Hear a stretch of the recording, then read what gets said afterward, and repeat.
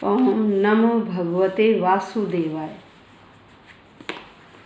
प्यारे भक्तों और साधकों, आज हम श्रीमद् भगवद गीता के द्वितीय अध्याय, जो गीता का सार कहा जाता है, उसके श्लोक संख्या 25 से लेकर 27 तक का श्रवण करेंगे। इससे पहले देखिए, श्री कृष्ण अर्जुन को उपदेश दे रहे हैं, बार बार बता रहे हैं कि हे अर्जुन, यह आत्मा नश्वर है, यह आत्मा अनश्वर। भाई शरीर नश्वर, आत्मा अनश्वर है। शरीर नश्वर है और आत्मा अनश्वर। शरीर नष्ट होने वाला है, लेकिन आत्मा नष्ट होने वाला नहीं है। बार बार यही समझा रहे हैं। तो आगे इन श्लोकों में भी यही बता रहे हैं कि हे अर्जुन, यह आत्मा अनश्वर है, अजन्मा है, अपरिवर्तनशील है। जो जन्म होता है वो शरीर का होता है। जो अवस्थाएं आती हैं वह शरीर में आती हैं। यह सारी बातें बार बार अर्जुन को बता रहे हैं कि आत्मा अदृश्य। आज तक हम साधारण व्यक्तियों ने क्या आत्मा को शरीर से निकलते हुए देखा है? नहीं, क्योंकि आत्मा तो अणु से भी छोटी है, अणु से भी छोटी है। हम कितना ही ध्यान क्यों न लगा लें। यदि हम योगी महापुरुष हैं तो देखिए, योगी महापुरुष तो बड़ी तपस्या से बनते हैं। वह तो एक एक क्षण, आत्मा के एक एक क्षण को देखते हैं कि आत्मा क्या कर रही है। हम जैसे साधारण व्यक्ति उस सूक्ष्म जो रूप ये आत्मा हमारे शरीर में है, हम इसे नहीं देख पाते हैं। हम केवल अनुभव कर पाते हैं कि हमारे शरीर में आत्मा है, जिसके कारण हम बोल रहे हैं, चल रहे हैं, बैठ रहे हैं, सारी क्रियाएं कर रहे हैं। किसके कारण? एक आत्मा के कारण ही। जब यह आत्मा इस शरीर से निकल जाती है तो यह शरीर क्या हो जाता है? निर्जीव। इसमें कोई हलचल नहीं होती और बहुत जल्दी ही इस शरीर से गंध आने लगती है और सभी कहते हैं कि इसे जल्दी ले जाइए, जल्दी ले जाइए। जब तक आत्मा है तब तक हमारा स्वरूप है। तो यहाँ श्री कृष्ण अर्जुन को यही बता रहे हैं, हे अर्जुन, आप शरीर के बारे में सोच रहे हो, आप आत्मा के बारे में सोचिए। शरीर से थोड़ा सा बाहर आइए। जो आप सगे संबंधी आदि इन सब के बारे में सोच रहे हो, और आप आत्मा के बारे में सोचिए कि आत्मा अजन्मा है। अब आइए श्लोक संख्या 25 पर चलते हैं। अव्यक्तो यम चिंतयो यम विकार्यो यमुच्यते तस्मादेवं विदित वैनम नानुशोचितुम अर्हसि। फिर सुनिए। अव्यक्तो यम चिंतयो यम विकार्यो यमुच्यते तस्मादेवं विदित्वैनं नानुशोचितुम अर्हसि। यहाँ कह रहे हैं कि हे अर्जुन, आत्मा क्या है?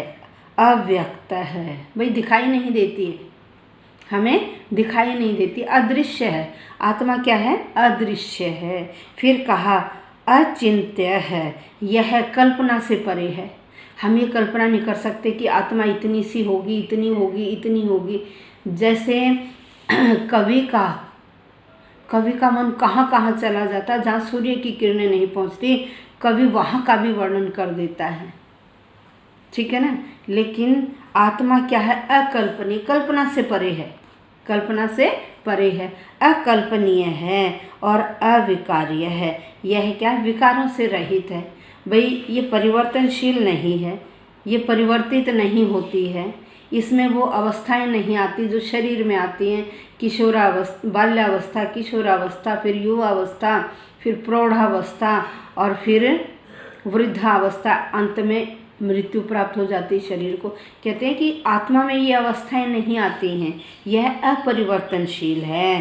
तस्मादेव, इसीलिए, एवं इस प्रकार से विदित्वा जानकर, भाई आप ये जानिए, मैं आपको बार बार समझा रहा हूँ कि आत्मा ऐसा है, इन बातों को जानकर शोचितुम अर्हसि न, शोचितुम शोक करने के, अर्हसि योग्य, तुम न नहीं हो, तुम शोक करने के योग्य नहीं हो। यहाँ बार बार बता रहे हैं कि देखिए आत्मा ऐसा है जिसे हम सूक्ष्मदर्शी से भी नहीं देख सकते।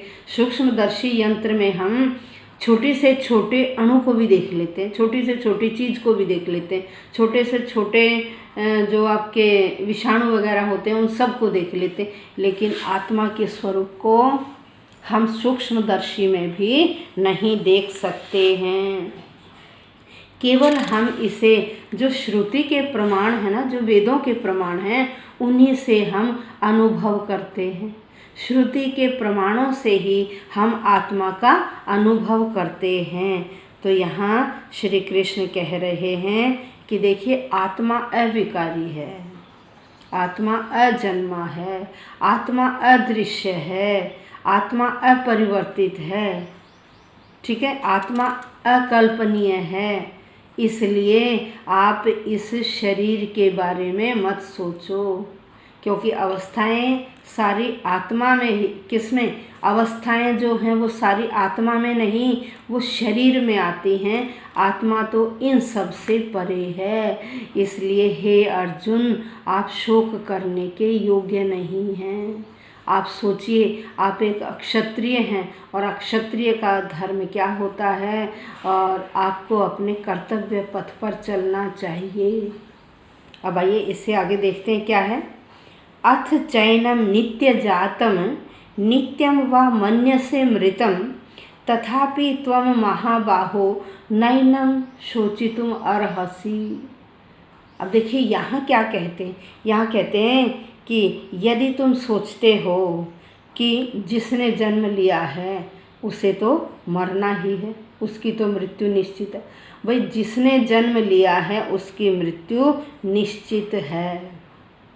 तो तुम महाबाहु हो, उन्हें महाबाहु शब्द से संबोधित किया है श्री कृष्ण ने।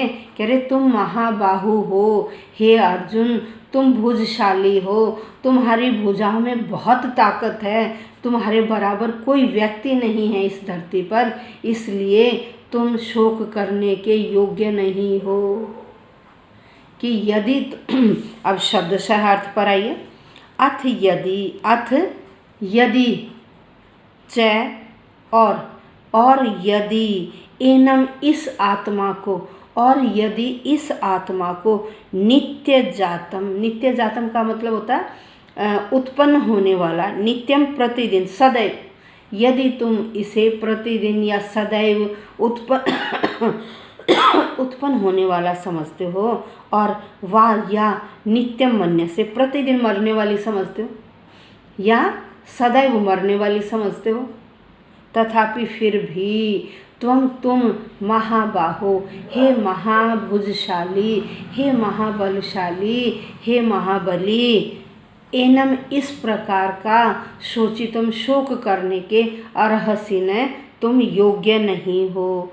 यहाँ यह श्री कृष्ण यह बताना चाहते हैं कि हे अर्जुन, देखिए जो बौद्ध है ना, बौद्ध क्या मानते हैं कि शरीर है वो आत्मा के स्वरूप को नहीं मानते। वो कहते हैं आत्मा का अस्तित्व है ही नहीं, जब तक हमारा शरीर है आप सारी जो भी आप सोचते वो सारे काम करिए, क्योंकि उसके बाद कोई हमारा स्वरूप नहीं। वो आत्मा को नहीं मानते। जो वैभाषिक सैद्धांति है ना, वो भी आत्मा के स्वरूप को नहीं मानते हैं। वो भी यही समझते हैं कि ये जो शरीर है ये प्रतिदिन जन्म लेता है और प्रतिदिन मरता है, इसके पीछे कोई आत्मा नहीं है। जैसे कर्म करेंगे वैसा ही शरीर मिल जाता। वो आत्मा के अस्तित्व को नहीं मानते हैं। तो यहाँ श्री कृष्ण अर्जुन को कह रहे हैं, हे अर्जुन, यदि आप भी आत्मा के अस्तित्व को नहीं मानते हो, जैसे कि वैभाषिक सिद्धांती मानते हैं, यदि आप उनकी तरह आत्मा के स्वरूप को नहीं मानते, आप सोचते हो कि ये शरीर तो सदैव जन्म लेता है और सदैव मरता रहता है, फिर भी इतना सोचते हुए भी आप शोक करने के योग्य नहीं, क्योंकि आज ही आपके सामने ये दोबारा जन्म लेकर आ जाएंगे, ये दोबारा से ये शरीर दोबारा से जन्म ले लेगा, तो फिर भी आपको शोक नहीं करना चाहिए। अब आइए श्लोक संख्या 27 पर चलते हैं। श्लोक संख्या 27 में क्या है? जातस्य ही ध्रुवो मृत्युः ध्रुवम जन्म मृतस्य च तस्माद् अपरिहार्येऽर्थे न त्वं शोचितुम अर्हसि। यहाँ भी यही कह रहे हैं कि आप शोक करने के योग्य नहीं हैं। भाई देखिए, वो कह रहे हैं जिसका जन्म हुआ है उसकी मृत्यु जरूर होनी है, जिसकी मृत्यु हो गई है उसका जन्म जरूर होगा।